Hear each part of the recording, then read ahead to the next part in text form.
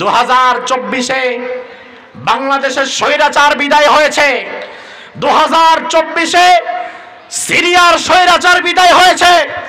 আমার বিশ্বাস আগামীতে মিশরের স্বৈরাচার আব্দুল ফাত্তাহ সিসির বিদায় হবে। এরপরে মুসলমানের ঐক্যবদ্ধ হয়ে সারা পৃথিবীর মুসলমান মধ্যপ্রাচ্যের বিস্ফোরা স্বৈরাচার ইসরায়েলের বিদায় করে দিবে।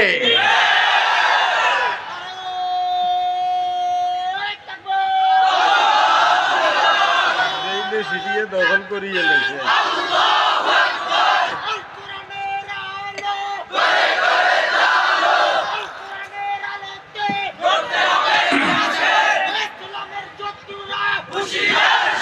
আমার ভাইরা লক্ষ্য করেন, আব্দুল্লাহ ইবনে হুযাফার কথা বলছিলাম, তাকে বন্দী করা হলো রোমে, তাকে খ্রিস্টান বাদশার সামনে নিয়ে যাওয়া হলো। 300 সাহাবী তার সাথে, তিনি আমির।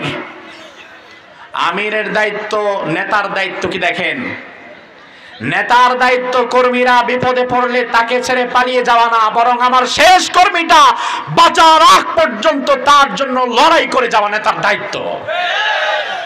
তোমার যে নেত্রী তোমার ছেড়ে পালায় গেছে, তুমি তো মফিজ, তুমি তো আসো এখন এখানে, তো এদের মধ্যে আবার কিছু ভাগ আছে, যাদের বুদ্ধি আছে এরা, ধরেন যাদের বুদ্ধি আছে পয়সাও আছে এরা ভাগছে, যাদের পয়সা নাই অন্তত ঘাটে বুদ্ধি আছে এরা চুপচাপ বসে আছে, আর যাদের বুদ্ধিও নাই পয়সাও নাই এগুলা আবার নতুন করে আন্দোলনে নামতেছে।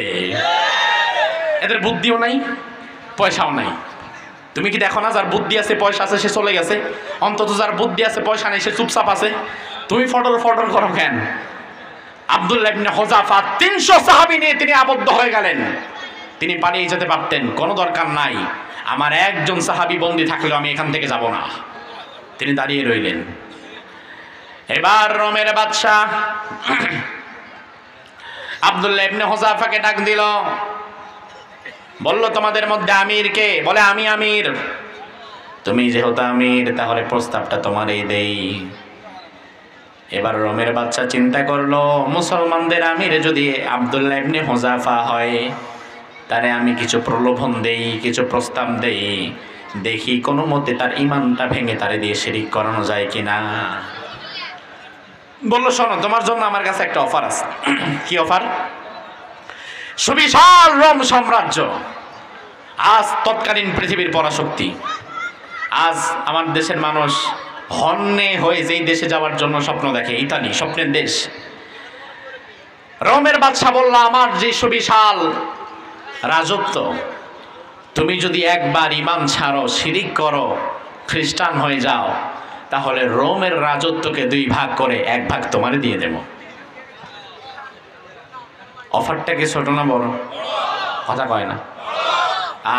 আপনি বড় না ছোট বুঝবেন কিভাবে? আরে আপনার সমাজের মানুষ, এমন মানুষ আমাদের সমাজে আছে, রোমের রাজত্ব দূরে থাক, 1 কাপ চার 500 টাকার কাছে ইমান বিক্রি করে জালিমরে ভোটটা দিয়ে দেয়। তার কাছে তো ইমানের দামই নাই। আব্দুল্লাহ ইবনে হুযাফাকে বলা হলো, অর্ধেকটা রোম তোমারে দিয়ে দিব, ইতালি অর্ধেকটা তোমার হবে। আব্দুল্লাহ ইবনে হুযাফা বললেন, আর কিছু? বলে না, অর্ধেকটা তো আমারও লাগে, আর কিছু কি আবার? এবার আব্দুল্লাহ ইবনে হুযাফা বললেন, শোনো, তোমার রোমের রাজত্ব বাদ দাও, গোটা দুনিয়ার সব রাজত্বকে যদি একভাবে একেবারে আমার হাতে তুলে দেওয়া হতো, বিনিময়ে 1 মুহূর্তের জন্য যদি ঈমান ছাড়তে বলা হতো, 1 মুহূর্তের জন্য গোটা দুনিয়ার রাজত্ব পাওয়ার পরেও আমি আব্দুল্লাহ ইবনে হুযাফা আমার ঈমানটা ছাড়তাম না। আল্লাহু আকবার! আমার মুসলিম যুবক, তোমার ঈমান হতে হবে আব্দুল্লাহ ইবনে হুযাফার মতো। গোটা দুনিয়া একদিকে আমার ঈমান থাকবে, আরেকদিকে, ঠিক কিনা? এবার বাদশা চিন্তা করলো, অর্থনৈতিক প্রলোভন দেখিয়ে যেহেতু কাজ হলো না, এবার একটু ভয় ভীতি দেখিয়ে দেখি কোনো কাজ হয় কিনা। হুজুরকে নিয়ে আসেন, আমি শেষ করে চলে যাব, এরপরে আসবে কিনা, না তো হুজুরকে নিয়ে আসেন। এবার অর্থনৈতিক প্রলোভন দেখিয়ে দেখি, অর্থনৈতিক প্রলোভনে হলো না, এবার একটু মৃত্যুর ভয় দেখিয়ে দেখি। আব্দুল্লাহ ইবনে হুযাফাকে ফাঁসির মঞ্চে দাঁড় করিয়ে দেওয়া হলো। ফাঁসির রশি জল্লাদ তার গলায় পরিয়ে দিল, শুধুমাত্র টান দিবে আর আব্দুল্লাহ ইবনে হুযাফা লটকে যাবে। এমন সময় দেখে আব্দুল্লাহ ইবনে হুযাফার চোখে মুখে চিন্তার কোনো ছাপ নাই, বিষণ্ণতার কোনো ছাপ নাই, বরং আব্দুল্লাহ ইবনে হুযাফা ফাঁসির মঞ্চে দাঁড়িয়ে হাসছে। সুবহানাল্লাহ বলবেন না? বিগত দিনে আমরাও কিন্তু এমন ইমানদার পেয়েছিলাম যে আল্লাহর বান্দা ইন্তেকালের আগ মুহূর্তে যার চেহারায় আমরা কোনো মৃত্যু ভয় দেখতে পাই নাই, বরং তার চেহারায় আমরা দেখেছি হাসি, সে হেসে সালাম দিয়ে বিদায় হয়ে গেছে। আব্দুল্লাহ ইবনে হুযাফা হাসি মাখা মুখে দাঁড়িয়ে আছে। রোমের বাদশা বলল, না, এত সহজে এটারে মারা দরকার নাই, আরো কষ্ট দিতে হবে। এই ফাঁসি দরকার নাই, নামাও। কি ব্যাপার, তোমার ভয় লাগে না? সিয়ারু আলামিন নুবালা আল্লামা শামসুদ্দিন যাহাবী রাহিমাহুল্লাহ এই কিতাবের মধ্যে ঘটনাটা উল্লেখ করেছেন। আল্লামা শামসুদ্দিন যাহাবী বলেন, রোমের জালিম বাদশা, স্বৈরাচার বাদশা আব্দুল্লাহ ইবনে হুযাফাকে ফাঁসির মঞ্চ থেকে নামালো শাস্তি আরো তীব্র করার জন্য। এবার বলল, প্রচন্ড উত্তাপে পানি গরম দাও বিরাট একটা ডেকচিতে। বিরাট একটা ডেকচিতে প্রচন্ড উত্তাপে টকবক করছে গরম পানি। আব্দুল্লাহ ইবনে হুযাফাকে বলল, ঈমান ছাড়বা? বলে, জি না। এবার 300 সাহাবায়ে কেরামদের মধ্য থেকে একজনকে ডাকা হলো, এই তুমি আসো। বুক পেতে দাঁড়িয়ে আছে, চলে এসেছে। তাকে ধরে উত্তপ্ত গরম পানির ডেকচির মধ্যে ফেলে দেওয়া হলো। ফালার সাথে সাথে হাড়টি, চামড়া, মাংসগুলো খসে যাচ্ছে। পুরো শরীরটা হাড়টি, চামড়া, মাংস থেকে আলাদা হয়ে যাচ্ছে, এতটা উত্তাপ। আব্দুল্লাহ ইবনে হুযাফার সামনে তো ঘটনাটা ঘটলো। বাদশা মনে করলো এবার তার ভেতরটাও ভয় ঢুকে গেছে। তার কারণ, অনেক সময় সামনের জনকে নৃশংসভাবে মরতে দেখলে তখন নিজের মৃত্যুটা খুব কাছ থেকে দেখা মনে হয়। এবার আব্দুল্লাহ ইবনে হুযাফাকে বলল, তুমি ঈমান ছাড়বা? বলে, না। বলা হলো, এবার আব্দুল্লাহ ইবনে হুযাফাকে ধরো। আব্দুল্লাহ ইবনে হুযাফাকে ধরা হলো, একেবারে ডেকচির কাছে এনে ডেকচির উপরে ফেলে দিবে। এমন সময় আব্দুল্লাহ ইবনে হুযাফা মুখে হাসি কিন্তু চোখে জল, মুখে হাসি কিন্তু চোখ দিয়ে দর দর করে অশ্রু ঝরছে। বাদশা বলল, কি ব্যাপার, ভয় পেয়েছো নাকি? তোমার মাঝে মৃত্যুর ভয়টাই আমি দেখতে চাচ্ছিলাম। আব্দুল্লাহ ইবনে হুযাফা বলল, ও জালিম স্বৈরাচার, আমার চোখে যেই পানি তুমি দেখেছো, এটারে আমার ভয়ের কারণে কান্না করেছি সেটা ভেবো না, বরং আমার চোখে পানি থাকার কারণ হচ্ছে আমি মনে মনে চিন্তা করছিলাম, আয় আল্লাহ, আমার তো একটা জীবন আমি তোমার রাস্তায় দিয়ে দিচ্ছি এখন, তবে তুমি যদি আমারে আরো 1000টা জীবন দান করতা, 1000টা জীবন একইভাবে এই গরম পানির মধ্যে তোমার জন্য আমি দিয়ে দিতাম। আব্দুল্লাহ ইবনে হুযাফার এই কথা শুনে এবার বাদশা হতভম্ব হয়ে গেল। বাদশা এবার জল্লাদকে বলল, থামো, তারে মেরো না, কারণ মৃত্যুর মুখে দাঁড়িয়ে 1000 বার মরার চিন্তা যে করতে পারে সে কখনো সাধারণ কোনো মানুষ হতে পারে না। এত সহজে তারে মৃত্যু দিও না, নামাও। আব্দুল্লাহ ইবনে হুযাফাকে নামানো হলো। বাদশা বলল, তোমার ঈমান এত মজবুত, আসলে গোটা দুনিয়ার বাদশা তোমাকে বানিয়ে দিল, তোমার ঈমানের কাছে কোনো কিছুই টিকবে না। বাদশা বলল, ঠিক আছে, তুমি একটা কাজ করো, তুমি আমার কপালে একটা চুমু দাও, তোমার আমি ছেড়ে দিব। তোমার মতো সাহসী ইমানদারের একটা চুমু আমার জন্য অনেক বড় পাওয়া। আব্দুল্লাহ ইবনে হুযাফা বলল, আমি একা এখান থেকে জীবনও যাব না, যদি যেতে হয় একসাথে যাব, মরতে হলে এখানে একসাথে মরবো।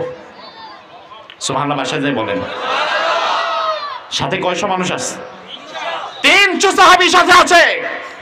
আব্দুল্লাহ ইবনে হুযাফা বলে, না, আমি যাব না, যদি ছেড়ে দেওয়ার হয় একসাথে ছেড়ে দেন, আর নয়তো একসাথে মেরে ফেলেন, কোনো ভয় আমাদের নাই। বলল, আচ্ছা, একটা চুমু দাও। শুধু তুমি কেন, তোমার সাথে যারা ধরা পড়েছো সবাইই ছেড়ে দিব। একটা চুমুর বিনিময়ে আব্দুল্লাহ ইবনে হুযাফা সহ সবাইকে সেদিন বাদশা সেখান থেকে মুক্ত করে দিল। সুবহানাল্লাহ। আজ সেই ঈমান আমরা দেখতে পেয়েছি সিরিয়ার এই বিপ্লবের নায়ক যিনি, রূপকার যিনি, আবু মুহাম্মদ আল জুলানির মাঝে। আবু মুহাম্মদ আল জুলানির মাঝে বিপ্লব আমরা দেখতে পেয়েছি, এই ঈমান আমরা দেখতে পেয়েছি। এই যে সিরিয়া বিপ্লব হলো, স্বৈরাচার পালিয়ে গেল, স্বৈরাচার পালানোর পুরো প্রসেসের মাঝে পুরো মাস্টার মাইন্ড যাকে ধরা হয় তিনি একজন মুসলিম মুজাহিদ, তার নাম হচ্ছে আবু মুহাম্মদ আল জুলানি। আবু মুহাম্মদ আল জুলানি আমেরিকা যাকে ধরার জন্য তার মাথার দাম ধরেছিল 10 মিলিয়ন মার্কিন ডলার, বাংলায় 120 কোটি টাকা। আমেরিকা তার মাথার দাম ধরেছে 120 কোটি টাকা। তবুও জুলুমবাজদের কাছে, জালিমের কাছে, স্বৈরাচারের কাছে আবু মুহাম্মদ আল জুলানি তার মাথা বিকিয়ে দেয় নাই।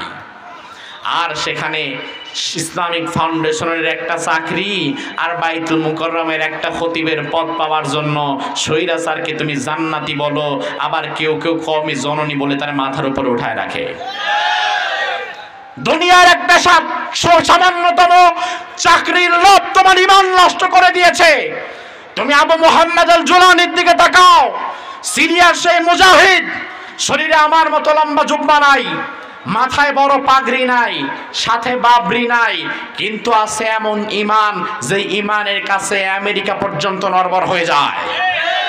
এমন ঈমান আছে যে ঈমানের কাছে 10 মিলিয়ন ডলার, 120 কোটি টাকা তোর মাথাকে আমেরিকা কিনতে পারে না।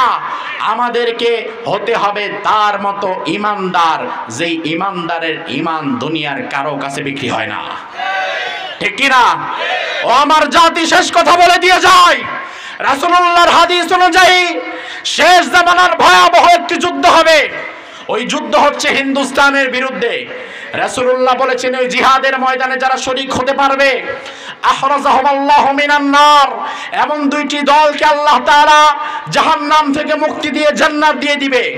আমি তো দেখতে পাচ্ছি ভারত, হিন্দুস্তান মিডিয়ার মাধ্যমে এবং বিভিন্ন প্রোপাগান্ডা ছড়িয়ে অঘোষিতভাবে সেই যুদ্ধের ডাক দিয়ে দিয়েছে।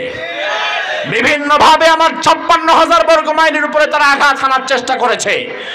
আমি আজ এই জনতাকে শেষ কথা বলে দিয়ে যেতে চাই, হিন্দুস্তানের জালিমরা যদি আমাদেরকে উস্কে দেয়, আমাদের উপর আক্রমণের নীল নকশাকে হিন্দুস্তানের জালিমরা যদি গৌর গোবিন্দ হয়ে বাংলাদেশে ঢুকতে চায়, বাংলাদেশের 18 কোটি মুসলমানকে শাহজালাল হয়ে মাঠে নামতে হবে। মুশরিকিন হিন্দুস্তানেরা যদি ফেরাউনের ভূমিকায় বাংলাদেশে আসে, আমাদেরকে মূসার ভূমিকায় মাঠে থাকতে হবে। ওরা যদি আজকে নমরুদের ভূমিকায় আসে, ইব্রাহিমের সন্তানেরা ওদের 20 দাঁত ভেঙে দেওয়ার জন্য কারা কারা রাজি আছো? 2 হাত তুলে আল্লাহরে দেখাও।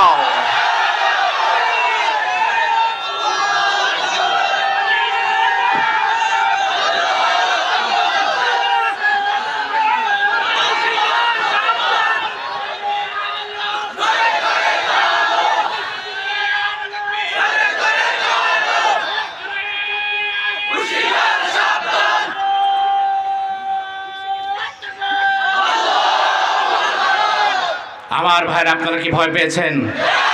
তার কারণ হচ্ছে ওরা মূলত ভয়টাই আমাদের দেখায়, আর কিছু না। ওরা মূলত নাটক সিনেমায় দেখায় ওরা অনেক শক্তিশালী, অনেক হুম পারে, কিচ্ছু না। আমার মুসলমান যুবকেরা, তোমরা হয়তো ওদের বলিউডের মুভি আর তামিল মুভি দেখে মনে করো ওরা অনেক শক্তিশালী জাত, আসলে ওরা ছাগলের জাত। ওই ছাগলের জাতের কথায় তুমি কান দিও না, তুমি সিংহের জাত। তুমি খালিদ বিন ওয়ালিদের উত্তরসূরি, যে খালিদ বিন ওয়ালিদ মুতার প্রান্তরে 3000 সাহাবী নিয়ে 2 লক্ষ খ্রিস্টানদেরকে তছনছ করে দিয়েছে। তুমি সেই খালিদ বিন ওয়ালিদের উত্তরসূরি, তুমি ওমর ফারুকের উত্তরসূরি। ইসলামের প্রত্যেকটা জিহাদ ছিল, মুসলমানদের সংখ্যা ছিল কম, অস্ত্র শস্ত্র ছিল কম, কিন্তু ঈমানের বলে বলিয়ান হয়ে তারা মুসলমানেরা গোটা দুনিয়ার পরাশক্তিগুলোকে তছনছ করে দিয়েছে। তৎকালীন পৃথিবীর পরাশক্তি রোম 2 লাখ নিয়ে আসছে, 2 লক্ষ একদিকে, খালিদ বিন ওয়ালিদ দাঁড়িয়ে গেছে একদিকে 3000 নিয়ে। ইতিহাস বলে সেদিন খালিদ বিন ওয়ালিদের তলোয়ারের আঘাতে হাজার হাজার খ্রিস্টান মরেছে। শুধু তাই না, একা খালিদ বিন ওয়ালিদ 9টা তলোয়ার ভেঙে ফেলেছে। কয় হাজার কল্লা কাটলে একটা তলোয়ার ভাঙে তুমি বুঝো? কয় হাজার তলোয়ার, কয় হাজার কল্লা কাটলে একটা তলোয়ার ভাঙে। খালিদ বিন ওয়ালিদের 9টা তলোয়ার ভেঙে গিয়েছে। ইতিহাসবিদরা বলে এই হিসাব দুনিয়ার মানুষ মিলাতে পারে নাই। সেদিন খালিদ বিন ওয়ালিদ আল্লাহর নাম নিয়ে তলোয়ার ঘোরাতে ঘোরাতে যেদিক দিয়ে যাচ্ছিল, মিনিটের মধ্যে কয়েক শত কাটা মাথা শুধু টাস টাস টাস টাস করে নিচে পড়তেছিল। তুমি ভয় পাও কেন? তুমি সিংহের জাত, তুমি আল্লাহু আকবার বলে গর্জন দাও, দাওয়াত কেন? দুনিয়ার বড় শক্তিগুলো পালিয়ে যাবে। তুমি সেই বীরের জাত, এজন্য ভয় পাওয়া যাবে। আল্লাহ তাআলা ঈমানের সাথে, দৃঢ়তার সাথে আমাদেরকে টিকে থাকার তৌফিক দান করুক, বলি আমিন। হাযা মা ইনদি ওয়াল ইলমু ইনদাল্লাহ আলাইহি তাওয়াক্কালতু ওয়া ইলাইহি উনীব।